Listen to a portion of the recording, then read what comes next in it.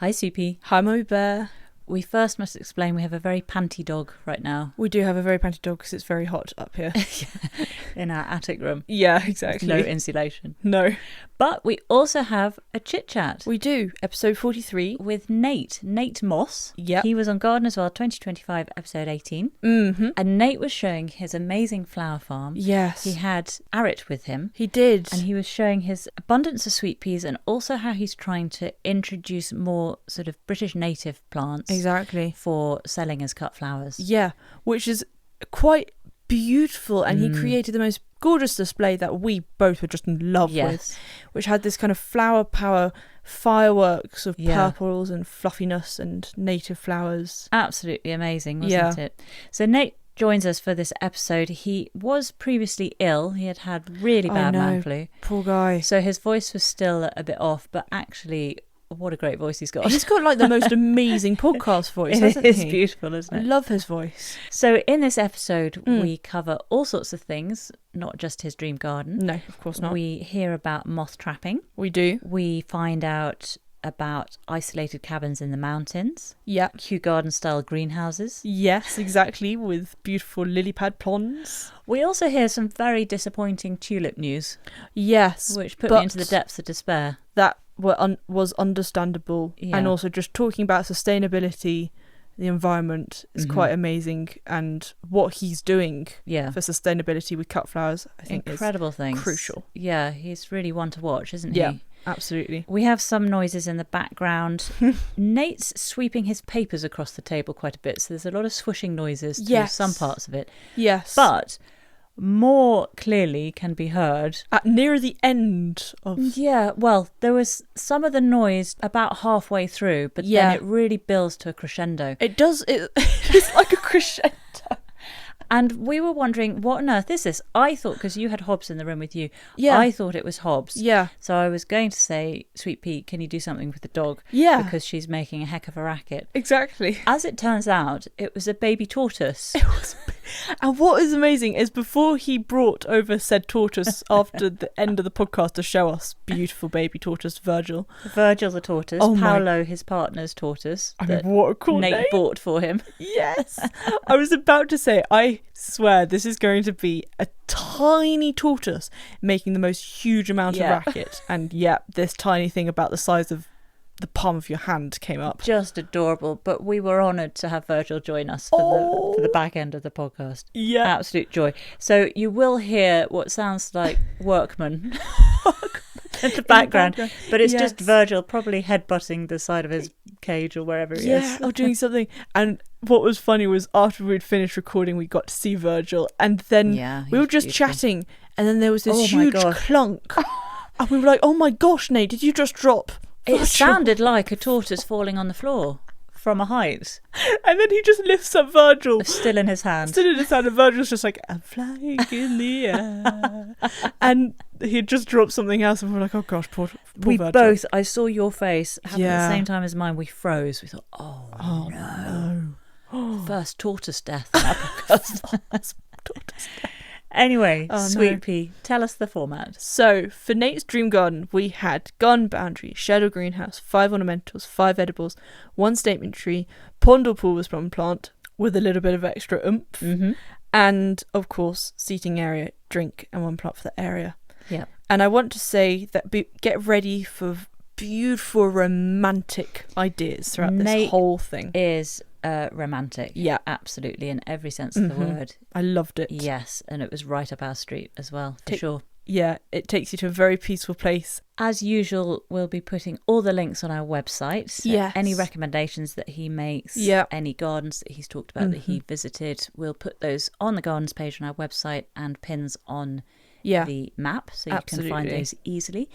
And the website is notjustagarden.co.uk. Yeah. And if you want to get in touch, if you've got any feedback or any questions for our guests or any comments, then please contact us through the contacts page on our website or our email address, which is notjustagarden@outlook.com. Absolutely. And of course, Nate is on the Rose Gallery with everybody else on Chit-Chats on the Chit-Chats page. Yes. Well, shall we have a look at this one, Sweet Pea? Absolutely. So this is episode 43, a good old Chit-Chat with Virgil and Nate Moss. Off we go.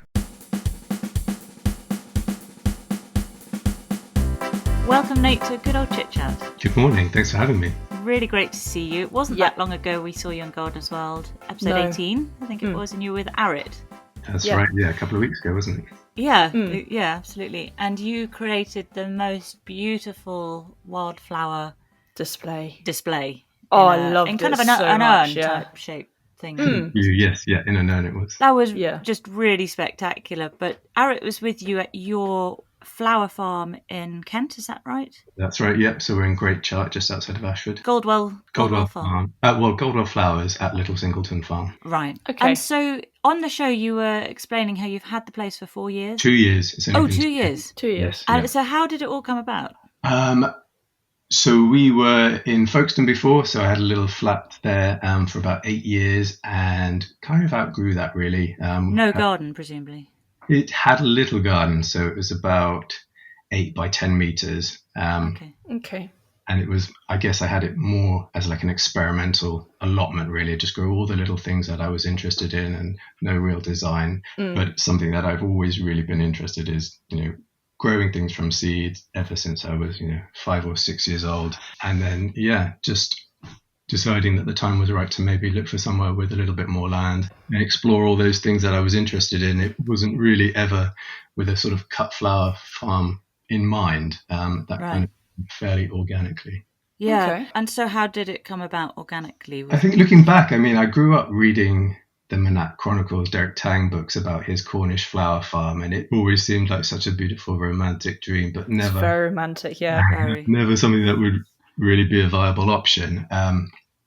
Until we bought this house, and then it kind of fell into place, and I started reading books and Floret and looking into it. And I think with the sort of the rise in interest in sustainable flowers and the British flower movement and flowers from the farm becoming much more active, I think it sort of became a viable option in my mind, and something that I started pretty small scale. It's still fairly small. It's still a side quest. I've got a full-time job, but it's definitely stuck. It's something that is a real passion of mine, and keen to explore further. Absolutely. So it's something you are interested in making a full-time job. I guess that's maybe down the line. I think it is still hard to make a full-time living from flowers. There are some people doing it, but I think the majority of people are like me, trying to fit it around other commitments, family, other part-time jobs perhaps. So you went from a small flat with a small patch of land to how big is the land where you are now? So we've got 2.5 acres here. Wow. So that must have been an incredible transition.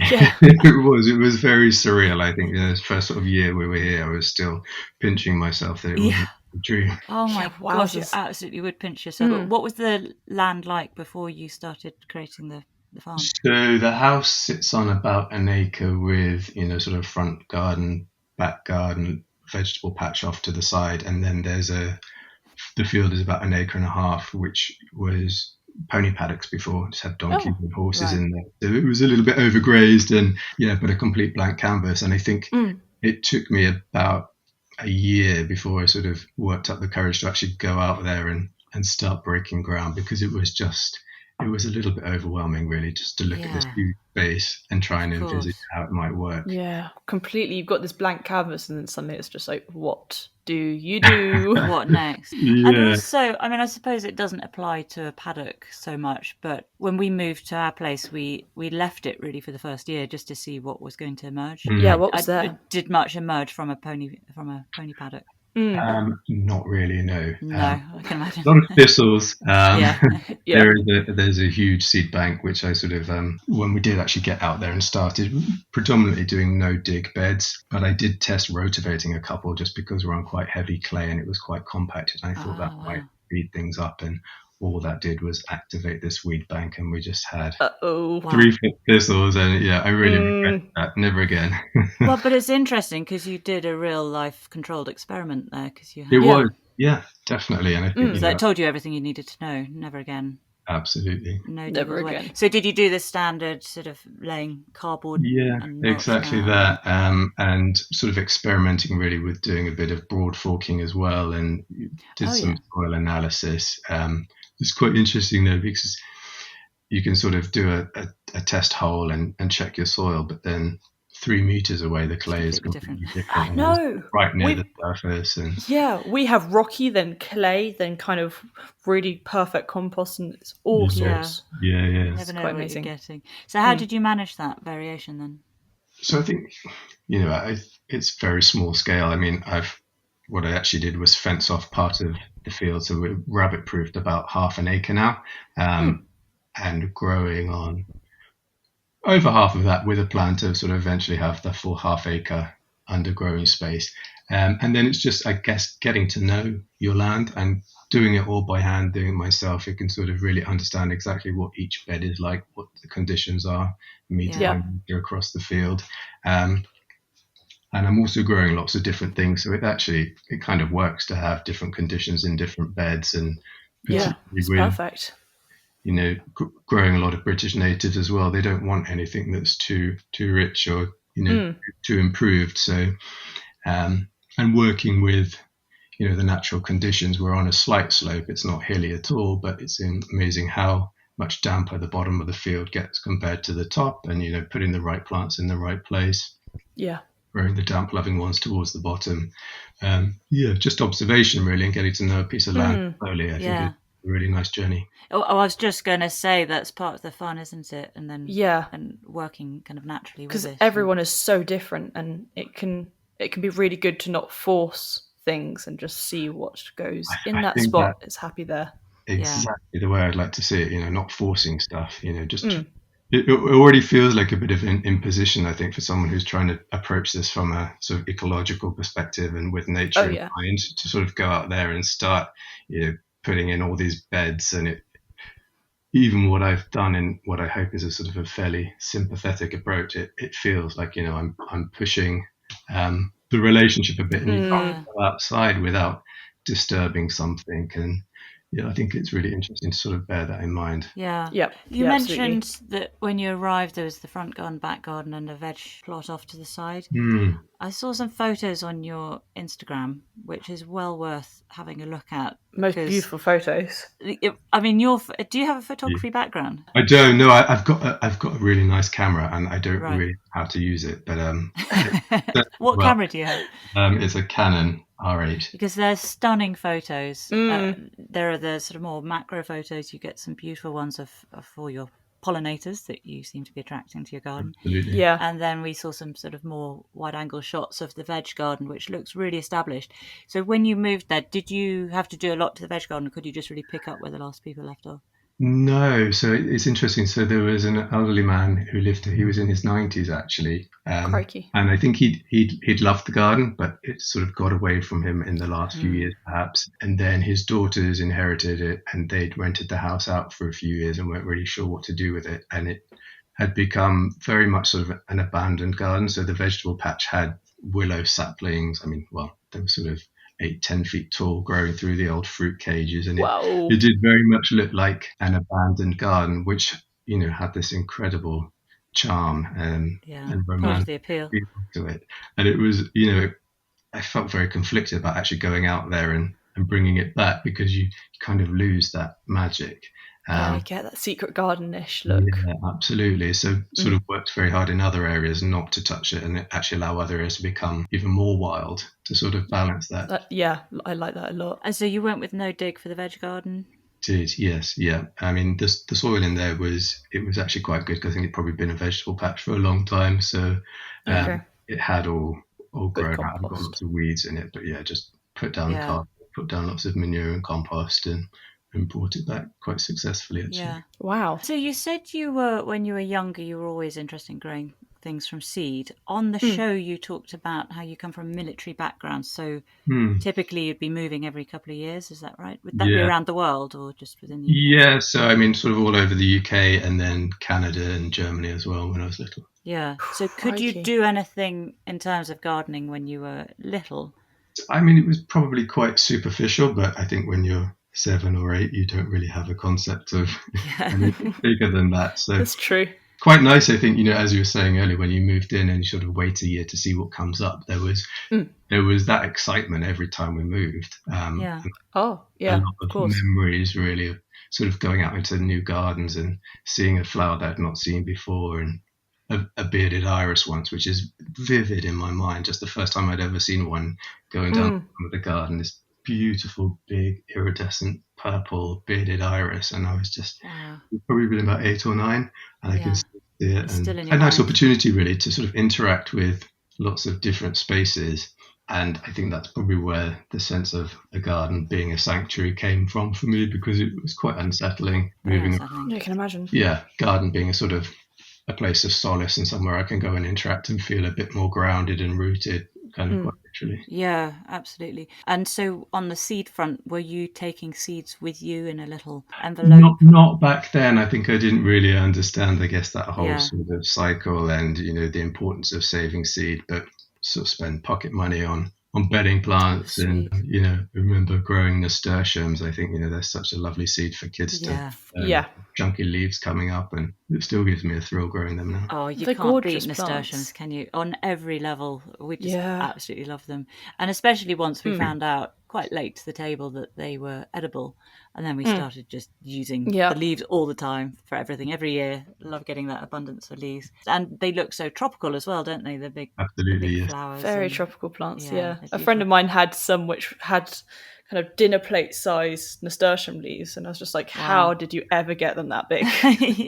So you'd moved from garden to garden. That was your place of solace with all the sort of unsettling times of moving. I mean, it must be so difficult. Every couple of years, is it, you would move? Yeah, sometimes even less than that, sort of no longer than 2 years, sometimes even as quickly as sort of 6 months occasionally. Oh, how would you settle into schools and I guess I didn't really. I think that's I think some people it probably makes them really outgoing, and for me it kind of made me very introverted and insecure. I can imagine.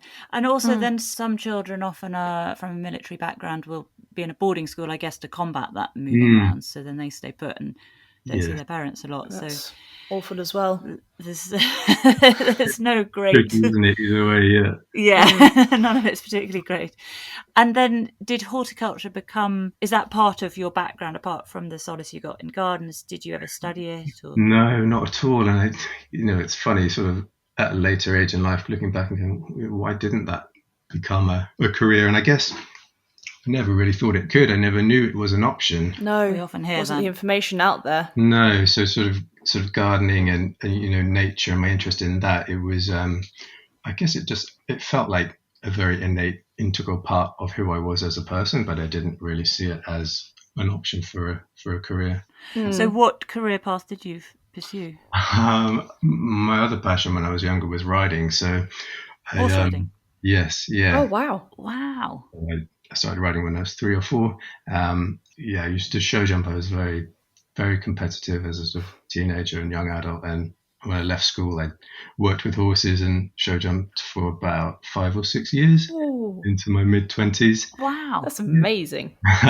Very different. Very different, but just at school. And I could never sort of see myself doing anything else, but then sort of gradually fell out of love with it. And it's one of those things where you have to give it absolutely 110%. There's no room for anything else. And I was always interested in other things. And I sort of gradually realized that, maybe wanted a life than this. Yeah. Good point. And so what did you do after the show jumping? So then I moved to London, and I didn't really have any sort of CV to speak of, but I had a fairly, I guess, practical set of skills, and I got a job at Google, just a sort of a very entry-level job on the facilities team. And that was a great opportunity and fantastic to get Google on my CV. So I was there for about 18 months. And then I went to work for The Guardian News and Media, as a project manager. So I was with them for 4 years, working on a relocation from Farringdon to St Pancras. After that, I went to Charles Tyrwhitt, the menswear company, did a lot of shop fit and sort of property management, did some work in the States for them. Wow. Crikey. Back of that, I ended up where I am now at Spencer House. So I've been at Spencer House for 10 years. Yeah, so you've been all over the shop. Quite a convoluted career path that you've taken. Yes. So cool. And it sounds like just grabbing opportunities when they came up. Absolutely, yeah. I think, looking back, I was very lucky with the opportunities I've had. And just open to new things. Yeah. And so you really landed on your feet with Spencer House then? I did, a dream job. I So wasn't looking for a job, but I had a call from a recruitment person, and they sort of told me about it, and I looked it up. I hadn't really heard of it before, and for someone working in property, that was an absolute dream. Oh, yeah. So you're director of Spencer House, is that right? I'm a property director. Property director. Yeah. But you have a lot of say in the gardens there. Mm. So that was an initial part of my role. So there was a curator previously who had a remit to look after the garden. And when I started, the garden was very much in the vein of a sort of an 18th century planting scheme. Okay. So Todd Longstaff-Gowan, who is garden advisor at Historic Royal Palaces and proper academic on 18th century gardens, had advised back in the restoration sort of end of the 1980s when the house was restored, and they'd reinstated the oval paths and sort of the box hedging and very formal structure. Yeah, very formal, quite sort of plain, not very much floral interest, but planting lists suggested by 18th century nursery lists. Okay. And it was a very accurate representation. And then I guess over sort of 20, 25 years of various garden teams looking after it, that sort of initial style and brief had gradually faded, and different people had done different things, and it was time for either to put it back to what it was meant to be or a bit of a reinterpretation. And I'd come along and I was interested in it, and when the curator left, I saw an opportunity to become involved in that. And that's when we took out all of the box hedging because it was getting absolutely hammered by the box moth, and the garden was spraying. And I said, this just doesn't fit with the way we want to. No. And then that sort of gave us more room to do some more interesting planting, and you get the soft edge borders, and you start to get a bit more floral interest. And the house is open to the public every Sunday to come around for tours. And we used to open up the garden occasionally, but there wasn't very much to see. So that's where we said, well, let's come up with a new scheme for the planting. And I was quite keen to put in some wildflowers, and suggested maybe we turn the whole lawn into a wildflower meadow. And but what? What did you keep doing? Did that fall flat? It didn't fall flat, but we got Todd back in, and he said, well, maybe a more intelligent, appropriate way of doing it is to put in these circles, because then it has this relevance to a Regency geometric scheme. Yeah, but between the two wildflowers, and so you're sort of addressing both things. You've got the historical accuracy and relevancy, but you're also addressing sort of contemporary concerns about biodiversity and sustainability. And so that was really clever, and really glad clever. Yeah, I absolutely love it. And there's a very romantic feel, but it's very much the Regency vibe, but then this romantic wafty feel, which I don't feel with Regency planting. No. It's beautiful. So stark. I love all the colour, but it's not that sort of wafty natural feel to it. So it just the marrying together of those two concepts really, really works, doesn't it? And it's really a surprise that you don't see more of it around, because it is very romantic, isn't it? It is very Romeo and Juliet, actually. Massively so. Yeah, I think and that's I really identify as a romantic in both senses of the world. So I think it's really nice to have been able to bring that in and maintain some, as I say, sort of historical accuracy. But also evolve. And gardens are living beings, and they evolve and they change. And I think if you try and keep a garden as a museum, it's sort of, it feels a little bit stifled and dead, whereas this is something that is still evolving and being relevant now.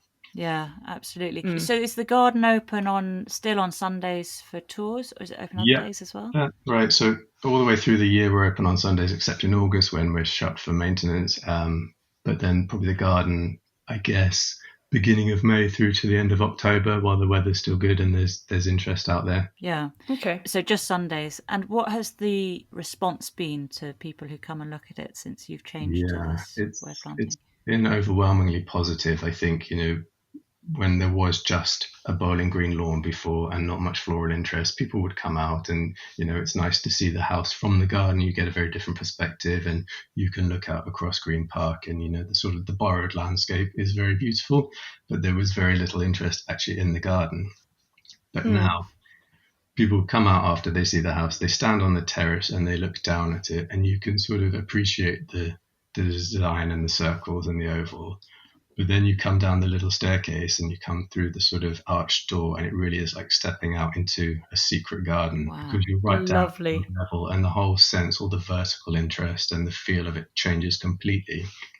Yeah. And you're really immersed in, to all intents, it does feel like being in a wildflower meadow. You still have the formality of the lawn in between, but you've got the height interest and the borders are beautiful and you've got lovely big cardoons and things that are sort of 8-10 foot tall and really established shrubs. And it's just, I think the first comment people make is, when they come in the summer, is like, look at all the bees, listen to the bees, because the beds are absolutely alive and humming. That's what you want, isn't it? That's such a wonderful sound when you hear as you say, humming of the beds. Yeah. Fantastic. And so talking about that, one of the things you're very keen to do is to be creating a good environment for pollinators and attracting more pollinators. And on Gardener's World, you had a moth trap set up. Yes. Which we're really interested in because Sweet Pea's grandfather gave her a moth trap, and we've had such a busy year. We haven't actually put it out this year, but we will do towards the end of the summer. We will. How often are you putting out your moth trap? Not that often, to be honest. I think it's incredibly exciting. It's like Christmas morning when you go down. Yes. It's so brilliant. You're like a complete child. But so I wanted to do it for Gardener's World because I wasn't sure what the weather was going to be like, and on the day it wasn't that sunny, so we didn't get much footage of butterflies, but the moths I think were fantastic. How many moths did you have? It was just packed with them. Elephant hawk moths. It was about 24 elephants, which is Is that normal? Is that what you would have expected? Or was that a surprise to you? Or had a Gardener's World producer stuffed a load in? No, it was all it was all authentic, and I think I probably would put a moth trap up maybe every couple of months because setting it up is very quick, but in the morning afterwards when you take things out, it ends up taking a few hours. And if you want to record them properly, which you should do, and then, I don't know all the moths, so I then have to get the books out and try and work them out. And it can be sort of a whole half day thing, actually. But it is exciting. And, if we've got people coming to stay, we'll often do it because, it's such a beautiful engagement tool for people do these things because you never would see them normally. No. And so that was a normal catch for you down there? Yeah. That's amazing. Gosh, I've never seen so many elephant hawk moths in one space like that. I know. And have you had anything particularly unusual this year? So that was the only trap I've actually done this year. But I think sort of comparing it to when we were in Folkestone, we get very different species. We've got quite a lot of oak woodlands around here, so I think it's just the variety. I think is fascinating to do it. Everyone loves an elephant hawk moth, these big pink jump jets. It's very true. They're all the micro moths as well, and the variety of them I think is just extraordinary. It is fun, like you say, when you get your haul and then you looking up in your book trying to identify them. Because we don't know our moths that well. No. Sweet Pea's granddad he's amazing. He knows all of them, but we're novices. But it is so fun and going through the books. And, oh my gosh, I haven't seen this one before. And then in terms of butterflies, because I was hearing from the Butterfly Conservation that it's been a poor year for butterflies. Is that something you're aware of?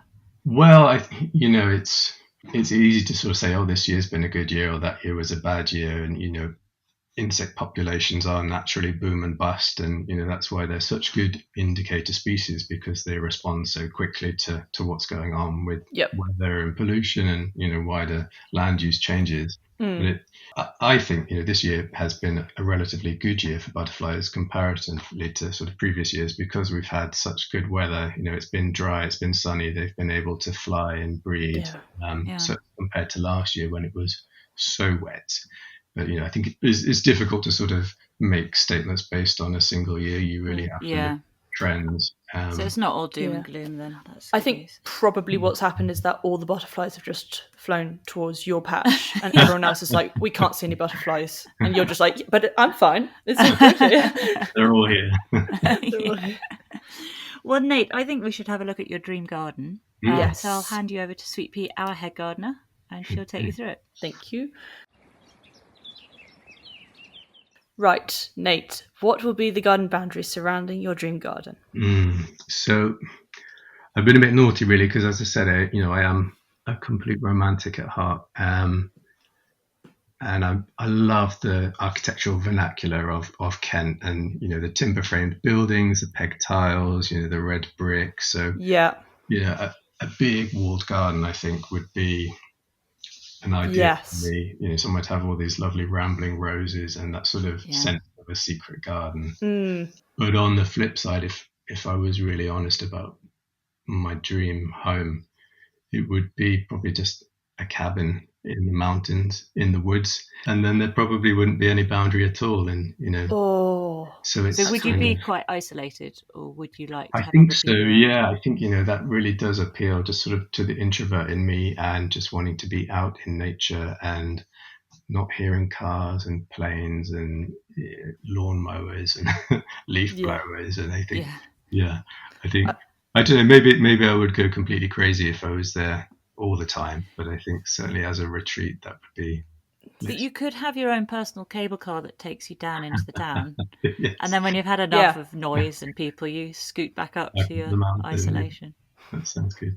It sounds similar to me, doesn't it, Sweet Pea? I like isolation. I have friends who say, you don't really want to be a hermit, do you? I like people and I energise when I'm around people, but then then my energy will be zapped, and that's it. I need to go back to my own space. Exactly the same. I love having conversations with people about the things I'm interested in, but as a rule, I like my own company to recharge. Yeah, I get that. And whereabouts is this mountain going to be in this hut? In the world? Probably Italy, maybe the Penang Mountains. So you've got some wolves and bears, and you're not too far from civilization, I guess, anywhere in Europe, really. Yeah, lovely. Nice. Somewhere you can get Starlink. Yes, Starlink. You need Wi-Fi, right? I don't think I would have Wi-Fi in the cabin. Oh, okay. Very nice. So really, properly, completely shut off from the world. Yeah, absolutely. Sort of, John Muir off into the woods. Sounds amazing. Then would you like a shed or a greenhouse in your dream garden? So I've never had a greenhouse, and I have always wanted one. So I think it would have to be a greenhouse. Okay. Dream. What style, look, kind of what we're going for? So the waterlily house at Kew Gardens is my absolute dream of a greenhouse. One of my favourite places in the world. Maybe slightly smaller. But for a mountainside might be easier. It's a dream garden, right? So but I would have that lovely round pool in the middle and all the beautiful water. But, is that the Amazonica? Is it called the Amazonica? No, it's the Amazonica. Yeah. In the tropical house, maybe, I think. But then the actual waterlily house is a bit smaller, and it's off to the side. Yeah, they have got the exotic water lilies in there, but they've also got all these beautiful tropical climbers everywhere. And I'd have tropical butterflies in there as well. Can you imagine that? Oh my gosh, that would be that so would be cool. Fantastic. Gosh, do you know, we've done a fair few of these dream gardens. I've never thought about having the butterflies in the greenhouse, which would just be wonderful, wouldn't it? Oh, that'd be so magical. That would be very, very cool. I'm liking this. Do you know what colour you want the frame of the greenhouse to be? I think they've just got them all in white, haven't they, at Kew? And I think that's very stick with white. Stick with white. And, they're all okay. Are they metal, the greenhouses there? They are, timber, aren't they? Yeah. So go with metal. Yeah. I can imagine the maintenance of Kew Gardens if it was all in wood. That'd be mad. Yeah. But then I think, the sort of, I really like that faded, peeling sort of grandeur, everything. It adds to the charm, doesn't it? The decay of it all, and, not having enough time or money to sort of maintain it properly, and everything kind of crumbling around you. I think there's a real charm to that. Yeah, absolutely. Once again, very romantic. And the flooring in the greenhouse, are you going to have this pond, a lily pond in the I'd love the lily pond in the middle. So definitely water. stunning. Then maybe some sort of hard standing, so you could have little dinner parties in there, and Are they all coming up in the cable car? Yes. I think this might be on the country house, with the big garden rather than up the mountain. You've got 2 homes. I think they could come up the mountain. I think as long as they go home at the end of the day. It's right. So room for seating. So I'm imagining it kind of candlelit and these butterflies wafting around. And, yeah, exactly. Oh, very nice. And how many people do you want to be able to seat? Oh, not too many. I think I'm not very good in crowds, so maybe 6-8 people tops. That's kind of ideal. And it's a big greenhouse, so you're spaced around. It's not like.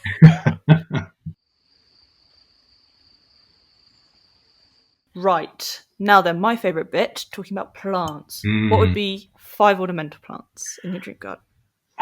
So I think I couldn't do without sweet peas. They are just an absolute dream. Your sweet peas looked amazing on the show. You had such an abundance of them. I know. They did. They went over very quickly, but they were just about peak when they came and filmed, so that was lucky. Prime time. Amazing. Yeah. Where are you selling your flowers? Do you have a stall at Goldwell Flowers? So I'm on Flowers from the Farm website. Yeah. So the trade organisation representing small British growers. So I get a lot of people from that, because you can go on and just search your location and see who's the closest person to you. Nice. It is early days, so I'm not doing a huge amount of advertising yet, just sort of finding our feet and letting it grow quite organically. But nice to get local people finding me, because they're sort of actively looking for more eco-friendly flowers, and that they care about the provenance, and the brides who are getting married and probably want DIY buckets, so that, keeps the costs down, but they can come and have a walk around the field and so pick your own. And they can pick their own, or I can pick them for them and sort of cut and condition them, and then they can come and collect their buckets the day before, and maybe with excellent party do their own arrangements and decorate the venue. And how do you condition them? Because I notice on your Instagram the arrangements you do, again, very, very romantic, and a lot of long stemmed flowers, which usually just like delicate stems, but they all seem to go upwards, not just bleh. Yeah. How are you conditioning your flowers? Yeah, I think the most important thing is to cut them early in the morning, or if you can't, sort of in the evening when it's cooler, and then to stand them in deep water. Certainly overnight, but if you're picking in the morning, then probably 24 hours and arrange them the following day, and then they're really completely fully hydrated. And you stand them straight in the bucket, because once you're arranging, you might want to put things on an angle, but if you do that straight away, then they're likely to flop, and they have length. And it definitely makes a difference of a few days of vase life if you can sit them in deep water for 24 hours to start with. Well, that answers the question that I had when we did the recap of the show. You said about putting them in water 24 hours before, and in my mind I was thinking, oh crikey, that eats into 24 hours of life of that flower in an arrangement, but it does the opposite. It does. I think I am guilty sometimes when I'm just doing an arrangement for myself. I either haven't picked and conditioned enough, and then I'll go and cut a few more and stick them in. But you can definitely see the difference, and they'll fade after 2 or 3 days if they don't get conditioned properly. Right. Interesting. Okay. That is. Also, I had a question, because we saw this at Great Dixted, this kind of what looks like a kind of brush, but with pins, a kind of pin brush. What is that for? I don't understand where it goes, how it works. Yeah, pin holder. Yeah, there's a few different designs. You get ones that look like they've got little hair clips in, and then you get the ones which are like little nails. So the pin holders, people call them frogs, but I think technically a frog is you get big glass ones with holes in. And they used to use those back in sort of Victorian times, and you can collect antique ones, and you just put that in the bottom of a vase, and it's weighted glass and it has holes in, and it will hold them in place. And then you get the pin holders where you can actually, again, you pop them in the bottom of a vase. You can use like a little bit of museum wax to hold them in place, or sort of floral putty, and then it just gives the stems a bit of support, so you don't have to ram a load of stems in to give each other support. You can use the base of the pin. So you can create things that are a little bit more airy. very, yeah. Yes, and that's what your arrangements are. This is all starting to make sense, Sweet Pea. It makes sense. We need a pin holder. We need to condition for 24 hours. Cut in the morning. I mean, I think the whole point of using the sort of sustainable mechanics is so that you don't use Oasis, which a lot of people have used, and I think hopefully the message is getting out. I think that, that's a big deal. Plastic, and it's an absolute no. So this is giving support in a way that you can reuse over and over and again. Get rid of all that plastic. And then you also put scrunched up chicken wire on top of that pin holder. Sometimes, it depends. So I think the one I did on Gardener's World was, as you say, they were massive stems. They were sort of 3 feet long, and it was quite a small vase to try and fit them in. So it just gave a bit of extra support. But if you're doing something a little bit more modest, you probably wouldn't need the chicken wire. It was so funny on the show because you and Arit were making arrangements and you were just quietly getting on with it. And then the next thing we see is most enormous explosion. It was like fireworks shooting out of the vase. It was so spectacular. And it just, I wasn't prepared for it. We saw Arit's and that was beautiful, absolutely beautiful. But more what I'm used to seeing, and then it panned over to you. I was like, what's going on? It's incredible. Yeah, meadow in a vase, it was beautiful. Oh, wow. It was utterly stunning.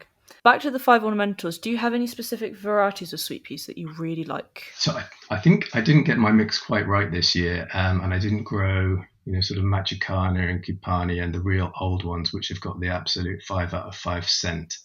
So I did miss that this year. I grew some of the sort of more modern varieties which have longer stems and bigger blooms.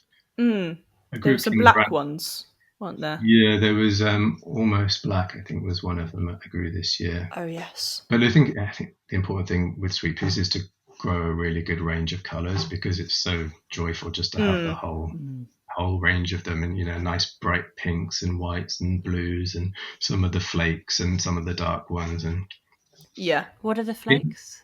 So the flakes are it almost looks speckled. Oh, yes. White background and then a colour on it as well. So something like raspberry ripple or nimbus, Earl Grey. Those are really pretty. And then I grew broad-leaved pea, the everlasting one, this year for the first time, which was fantastic and is actually still flowering and is perennial and will come back every year. So in terms of sustainability, I think that's a real nice one to have. Yeah, we've got this. We have this. Total accident. Complete accident. And it was growing up this kind of tunnel. We call it the tunnel of love because it has all these beautiful climbers and you just walk through it and you're just like, this is gorgeous. It's all wafty and smelly. And then this kind of what looked like a sweet pea, but very slightly kind of broader leaf, kind of slightly chunkier, more robust looking thing that looked like a sweet pea was growing up the other side. I was like, what is this? I'll just let it flower, see what it does. And then this abundance of these beautiful creamy, peachy, pinky coloured flowers with like so many kind of sweet pea flowers on one kind of stem. Yeah. And I made some really beautiful arrangements and it just was it's and the it best keeps thing coming ever. Back. Yeah. Every year without fail. Even though we neglect that area, we neglect a lot actually, but that area especially. they still emerge and and they last better in the vase as well. And I think stems are rigid, so if you're cutting on a vine as well, you get loads of flowers, don't you? Yeah. And they come back every year. And so that's the broadleaf sweet pea. And then there's the narrow-leaf sweet pea, which is similar, but also perennial. And then I've got Lathyrus grandiflorus, the 2-flowered sweet pea. And again, everlasting. And that's this sort of beautiful magenta and then a darker pink. And again, I had inherited it in the front garden here, actually. I used that in arrangements this year and it lasted really well. And that doesn't set seed, actually. I was reading it. You have to divide it by sort of runners. Try and lift some of that and get that going out in the field. Interesting. I mean, they don't smell, which is sort of the trade-off with the annual. They don't have any scent at all. But there's a longer flowering period and they are perennial. So in terms of input and coming back, they're much more sustainable. Yeah, it's about getting that kind of perfect mix of the ones that smell nice but don't last so long, and then the kind of perennial ones which are just like the flower power. In they go. Lovely. Yeah. What are the other 4 ornamentals? So just because it's doing really well for me this year, I've got Persicaria orientalis, Kiss Me Over the Garden Gate. Is, I love the name. I'd grow it just for that, probably. Yeah. Yeah. But I got a couple of plants from Charleston last year from Steve Edney at the No Name Nursery, and I saved the seed from them. And then this year I had about 200 seedlings. So the whole front garden is it's sunflowers and Vespicaria, and they're sort of 6-7 foot tall now, and they're just starting to flower. These lovely big pink racemes. Yeah, that's like Jack and the Beanstalk out there. Yeah, that's beautiful. Amazing. Lovely. Actually, again, I saw that on a video on your Instagram, your front garden with all the sunflowers. Oh, yes. It looks really packed in. You've got a lot going on in there. Yeah, so I mean, they were actually meant to go out in the field, but I didn't have beds ready for them. So I just shoved them all in the front garden because I've not really done anything out there yet. But yeah, it looks like a Rousseau painting. It's like a jungle at the moment. That's amazing. The other 3 ornamentals? It's a bit cheeky. I've gone for fritillaries as a group, but I mean, if I had to pick one, Eleagris maybe, so snake's head fritillary. Yeah, they're gorgeous. We haven't had that on a dream garden, but they're such an extraordinarily beautiful. So many people flower, love them, don't they? Yeah. Yeah, I think, as a cut flower, I've been growing them, and they're absolutely beautiful. There's sort of a late spring flowering cut flower. Yeah. Do you have them down in the more damp part of your garden? Yeah. It's too dry with us. We're on too much of a hill, so it's more free draining than you can imagine. Yeah, they do like it damp. Yeah, they were great the first year, and then it's slowly reducing in numbers, which is sad. Yeah, I think if they're happy, they'll proliferate, and they'll get quite tall if you leave them undisturbed for a few years. Right. And like how tall? So we've had some at Spencer House, I guess, for sort of 7 years now, and they're a good 3 foot tall. They're 3 foot tall. Yeah. I think maybe they've got a bit of competition. They're in a mixed border, but they're very happy. And some of the individual stems will have 4 or 5 flowers on them. Wow, this is awesome. Yeah. Cows barely get their heads above the ground. Yeah, they're so tiny. There are a couple of other fritillaries that I grow, and they all come out at the same time. And it's Acma petala, which has this sort of acid green and dark maroon stripes, and it's a very fun color combination. Ooh, that sounds lovely. Vulpus, which has sort of the little dark red bells and a yellow rim. Wow. And they all have these lovely glaucous leaves. And I think for me, they're kind of a substitute for tulips, because, tulips are just, the way they're grown for cut flowers is not sustainable. No. Treated as annuals, and, they're heavily treated with fungicides, and, it's not good to be bringing these kind of chemicals into our gardens. Oh, interesting. Didn't know about that. I knew that it was I knew that tulips are quite difficult, and they're kind of, you get them for that kind of flower power, and you're just like, okay, I'm going to spend money on these tulips, a one-off. Yeah. So I kind of knew. They are beautiful, and you can get them as organic bulbs, but they're a lot more expensive, and it wouldn't be viable to buy the organic bulbs and use them as cut flowers, because you just never get your money back. So you just don't bother at all. So I don't do tulips at all. I think sustainability is kind of my driver, and nature, I think it doesn't stack up for me. Oh, Nate, see, that's hard, because I couldn't be without our tulips, because they're the first thing really to come, apart from some December daffodils. Yeah. I'm just willing them to come, and I will go check every morning and see if you can see any heads come through. And then when they come, because we have all of ours naturalised along the far border of the garden, and it's quite a while, because it used to be a farmer's field. So nothing that we do is pristine by any means. But when that comes up, and they grow amongst all these buttercups. Yeah. So you've got this sort of mass of wild buttercups, and then all the punctuated with all the colours, and we just go with every variety of colour. And we take them. We have had some in pots, but I think we're giving up with those. Oh, yeah, but we would always too much. It was too much work, really. We'd then take them after the season and then plant them all along there. But yeah. So you mean I'd have to get organic ones, so I wasn't introducing fungicide into our garden? Yeah, I think so. And it's systemic as well. And, it stays in the bulb, especially, if you're naturalizing them. So even 2, maybe 3 years later, it's still got those chemicals in them. But such a shame. It is. And I think, people don't really talk about it. It's kind of one of these inconvenient truths when you look into it. You think, that's such a shame, because they are beautiful. But if you're naturalizing them, I think it's more sustainable. You're not treating them as an annual. And there are suppliers where you can get organic bulbs. And so what could be an alternative to tulips, given that we can't do, that we're very dry? So. Do you have narcissi? We do. We have a lot of those as well. Yeah, I think, in terms of, bang for your buck, and, something that's going to keep coming back for 60, 70, 80 years and multiply as well. It's not just going to come back, it will expand. Good point. And I think those are beautiful. They aren't the same as a tulip. Yeah, but we have found some varieties which we put in this year. Last year. Narcissi that we put in. Those really peachy ones, that kind of double. So it's kind of a background of cream and then the inside is peach. Wow. We have had a lot of fun with our Narcissi bank. We've just gone through the catalogue going, I've never seen these before. Yeah. There's one which looked like egg yolks as well. It's just like, wow. So they don't get treated with fungicide then? Again, it depends where they come from, but I think the point is if it's going to last for 80 years,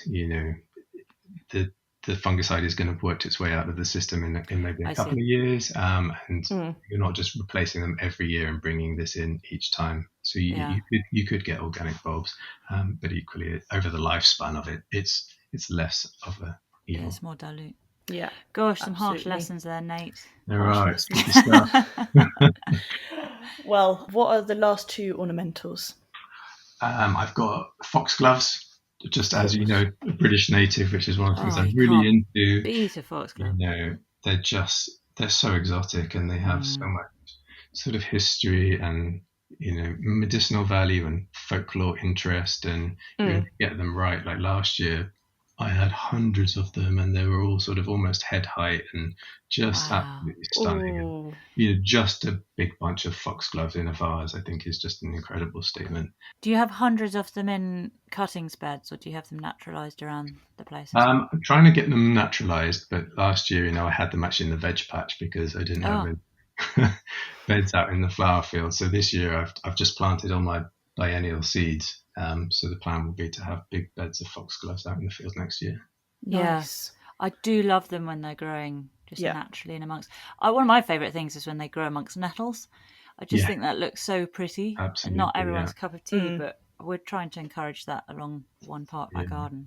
I mean, nettles are one of the best things you can grow. Nettles and brambles, I think, if you've got an interest in wildlife, Tick, tick. We've got them.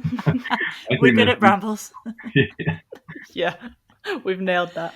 We could get a national collection, I reckon. Oh my gosh, we so could do that. Well, final ornamental.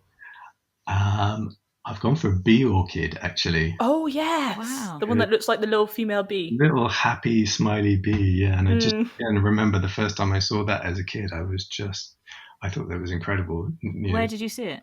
That would have been somewhere on probably the South Downs. And just, they are so personable. They look like this little smiley bee. And just to think that nature has co-evolved with this bee, I think is just mind-blowing for me. And, they look so exotic. You wouldn't expect to be able to walk out into the English countryside and find those. No. It would be a dream to have some of those on the farm, and maybe they will come. But what do they like? So they grow up on the downs around here in Kent. So I guess they probably like chalk soil. It's maybe not going to suit them here, but just in terms of even being able to grow them in pots and use them as part of a display, I think to sort of engage people and deliver this message about the kind of beauty that we have in our native flora here. And people think you have to ship in flowers from the other side of the world to get something exotic. Yeah. You really don't, I think that would be fantastic. And also, sustainable as well, to be using things grown in pots as part of a tablescape or a floral display. I think we're doing a lot more of that. And then you can reuse it or you can plant it out afterwards. Right. Now then, 5 edible plants for the dream garden. Okay. New potatoes, I think, just because it's so exciting digging them up, and they always take treasure them when you buy them. Yeah, I think that's so much fun. And then squashes, any kind of pumpkin, I think, just for the exuberance of them and the energy they bring, and they're incredible. Bringing that sort of jungle vibe.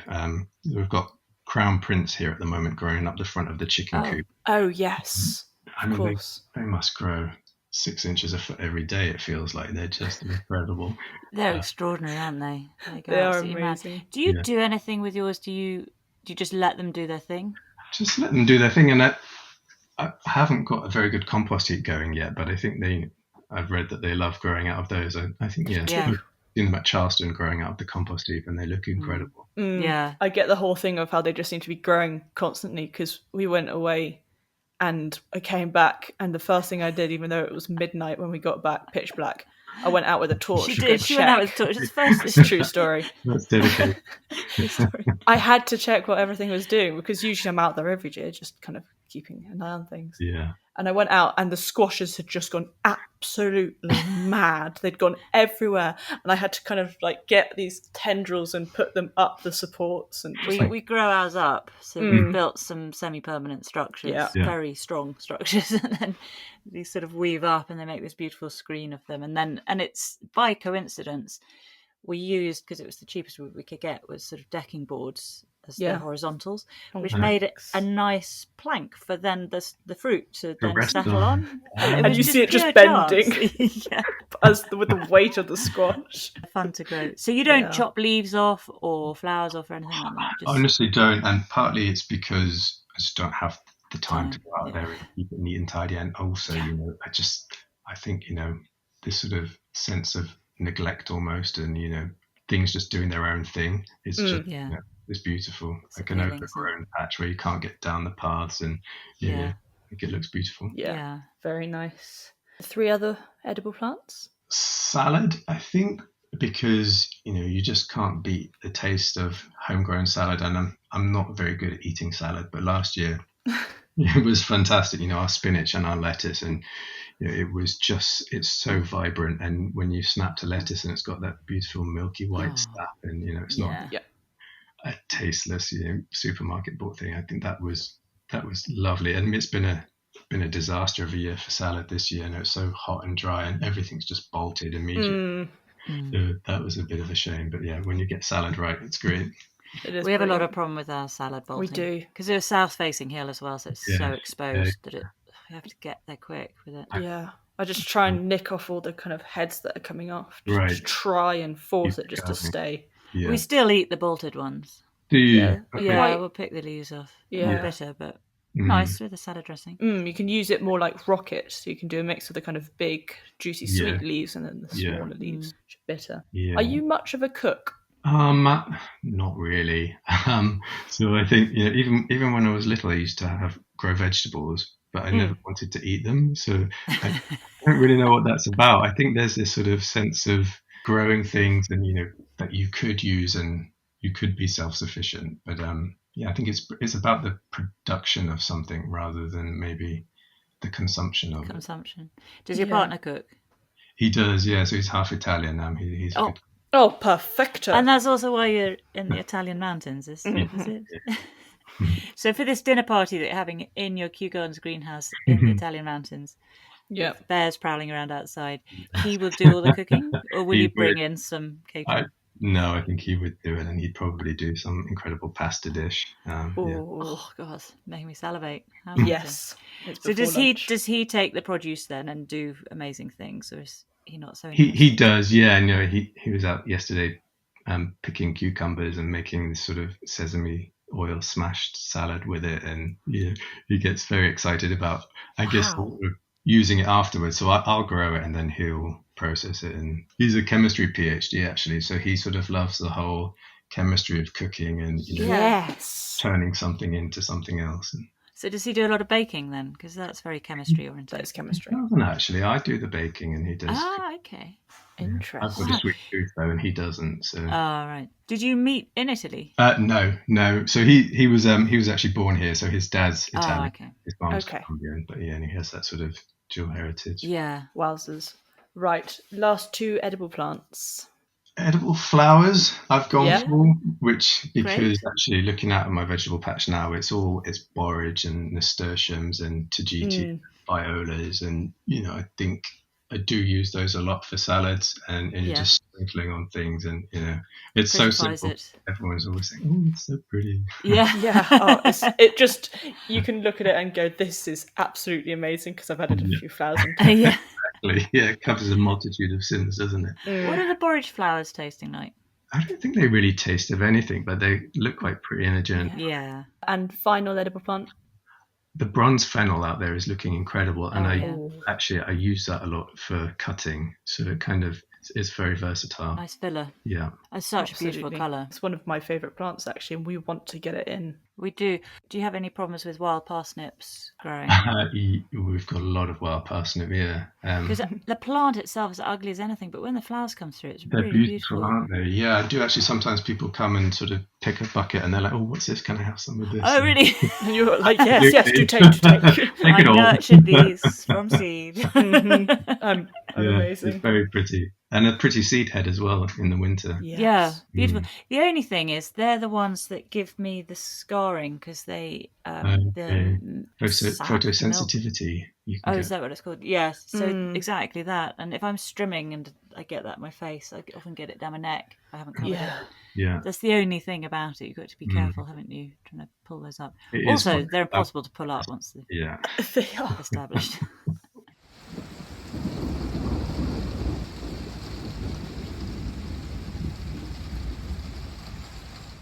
Now then, your one statement tree. Copper beech is my favourite tree. I just think they're just so statuesque, and the colour and the way the leaves change from the spring through into sort of summer. And striking. If you've got space, a copper beech is beautiful. And also, sort of being in a beech wood in bluebell season, and that light through the translucent tree leaves, and I think that's perfect. Very Absolutely nice. Stunning. Do you have a lot of mature trees on your land? We have got quite a few, We've got quite a few oak trees. We've got ash. There's a lovely big walnut tree as well in the back garden. And then some big hedges that we're sort of just letting grow out. Hornbeam and hawthorn and wonderful. sloe and all of that. Absolute haven at your place. Do you have a lot of wildlife other than the insects? You mentioned a rabbit-proof fence. So there are lots of bunnies, so we've had to try and keep them off the patch. And then we've got a lovely big pond that sort of wraps around the back garden, which is now the meadow, and that's absolutely full of great crested newts. That's incredible to have those here. Was that already there, the pond? Yeah, I think the pond's probably been here as long as the house, so hundreds of years really. Wow. How big is it? It's quite big. It's about 500 square meters, but it sort of goes along the side and then around the corner. So in some angles, it kind of feels like it's maybe a bend of a river. Oh, amazing. And then, grass snakes. We've got lizards, slow worms. We've got barn owls and tawny owls we see out hunting in the field. And you've got absolutely everything. I have just thought, because this isn't your full-time job, having to cut flowers and ranging and everything. How and when do you look after the garden? Because I know really already. Great question. Yeah, it's impossible sometimes. When do you do it?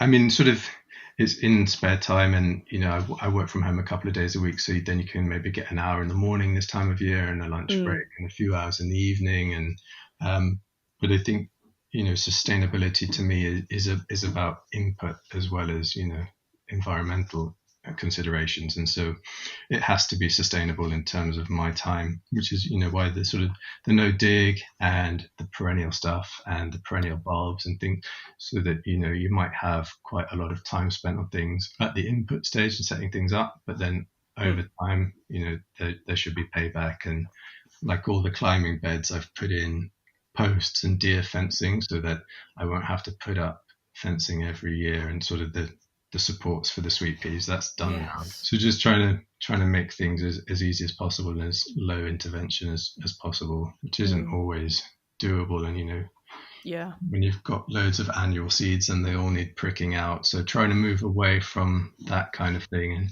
doing autumn sown hardy annuals, and they need absolutely no maintenance from me over the winter. And compared to doing stuff this spring when we had a drought and everything needed to be pricked out and irrigated, and it wasn't feasible, I think.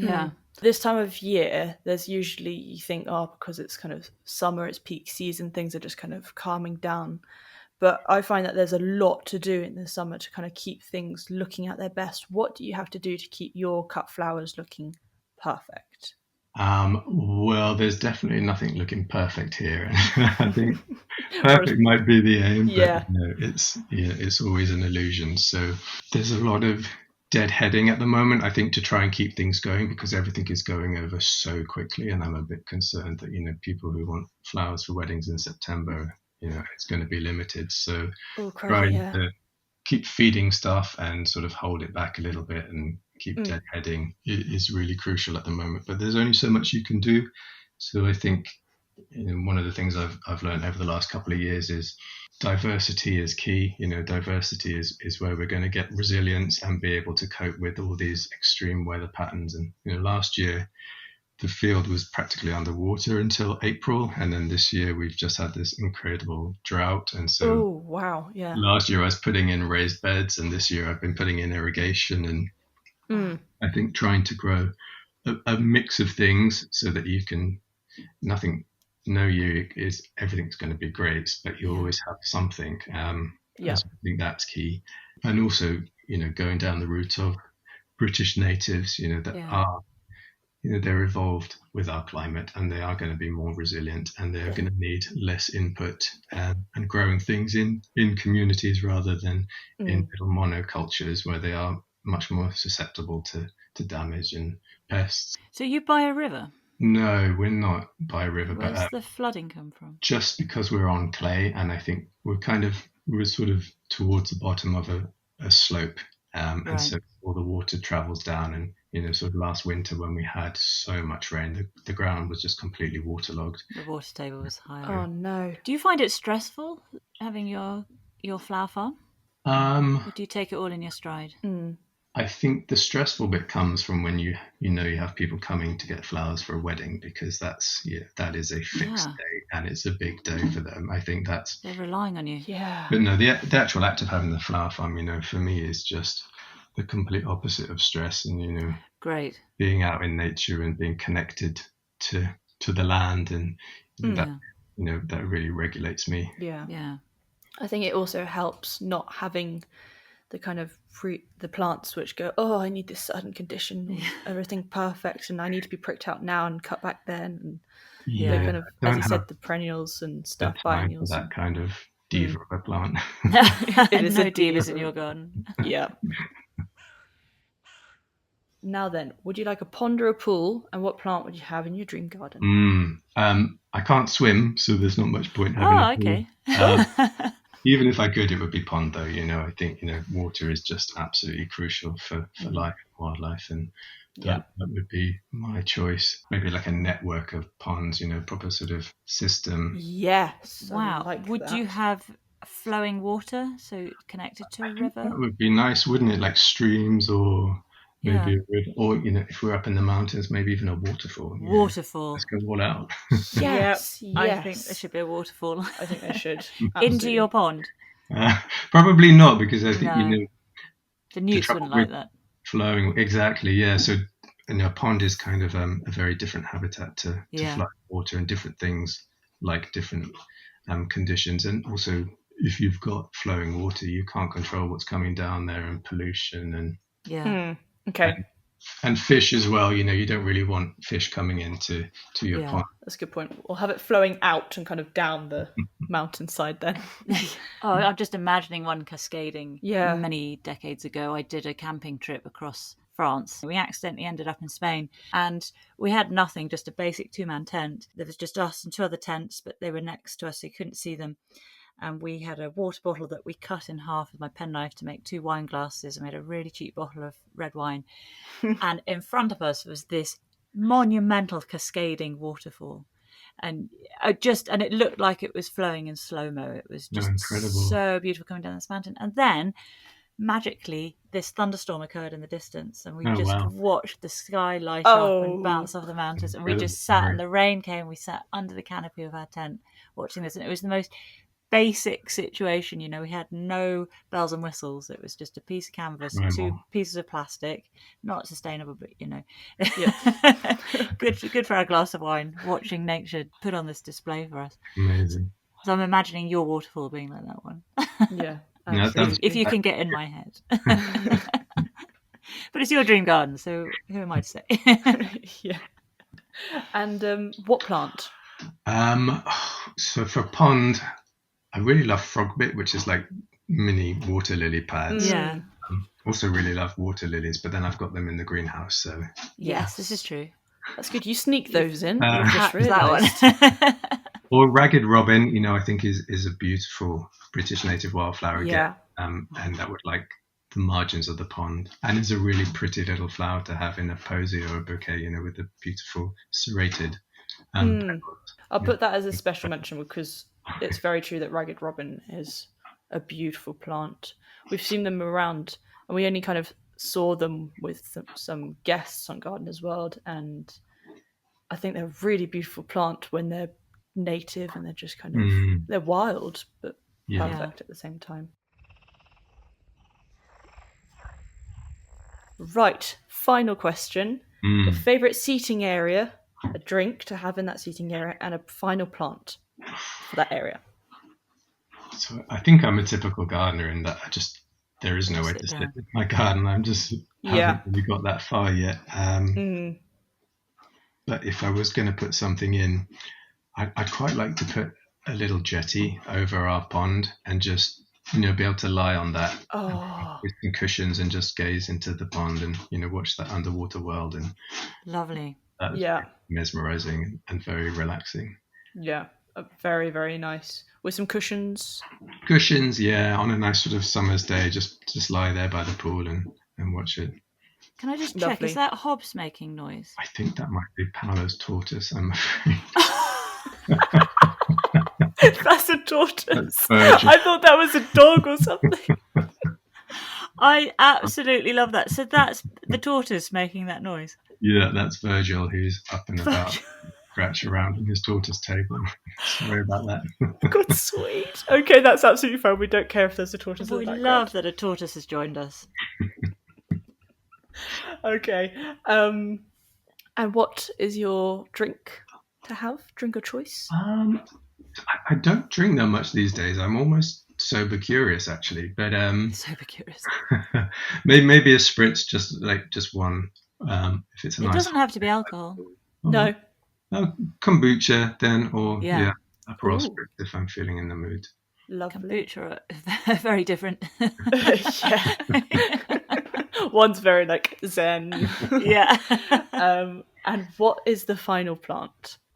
Do you know, for my seating area, I was going to go for some sort of canopied space, like a gazebo or something. But now that I haven't, honeysuckle, I think, just in terms of, the scent is just incredible. And you can grow it up a structure, or you can just, I guess it would. We've got some growing that's almost like a self-supporting shrub by the side of our pond, actually. Right. Yeah. Yeah. Oh, very cool. So are you having a gazebo on the jetty? I don't think so. I think that's a bit much, isn't it? But maybe the gazebo is somewhere else, maybe with some proper seating rather than just lying on the jetty. Okay. Yeah. Okay. All these beautiful climbers, jasmine, honeysuckle, chocolate vine, just lovely scented stuff. Those are the three things that we have growing over our tunnel of love. Really? It is. The chocolate vine. You've got my dream garden. We have. Oh, no, trust me, we haven't. No. But the chocolate plant, the chocolate, what's it called again? Chocolate vine. Chocolate vine, yes. It's quite amazing. I've never smelled anything like it before. Do you know, I've never seen them grow, and I've always wanted to. And then I was down at Kew Gardens in Somerset, and it's not the normal sort of dark variety. It's called Silver Bells, so it's beautiful cream and it has little purple. And I was walking along and I could smell something, and it was just incredible. It was very strong, and then it was this lovely, sweet sort of chocolate vanilla smell coming from the chocolate. Beautiful. Extraordinary, isn't it? It is amazing. I think that's a very good plant. Before I read back to you your dream garden, I do just want to know, do you have any recommendations of places like seed companies where you source your seeds to plant for your cut flowers? I get most of my stuff from Chiltern. I think they've got a fantastic range. And then also I am really into saving my own seed. Yes. For lots of reasons, just saving money, and also, developing landrace varieties. So things that are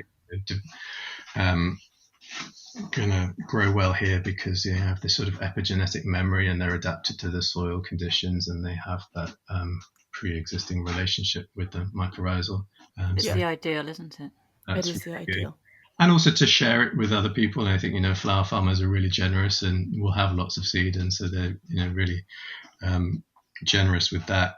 And, saving your own seed, the germination is just so much better because it's fresh. It hasn't been sat in a packet for a year. And I've really found the difference of growing fresh stuff. Yeah, that is a very good point because I saved some mange tout seeds from last year because I had run out, and so I was like, I need to save some. And they were on the pot, this plastic pot you saw them, Mum, didn't you, on the windowsill, and they was just been there drying for God knows how long. And they were going slightly mouldy, to be honest. And I was like, oh no, I have done this so badly. Anyway, so I put them in the soil and I put 2 in and I was like, okay, please just work.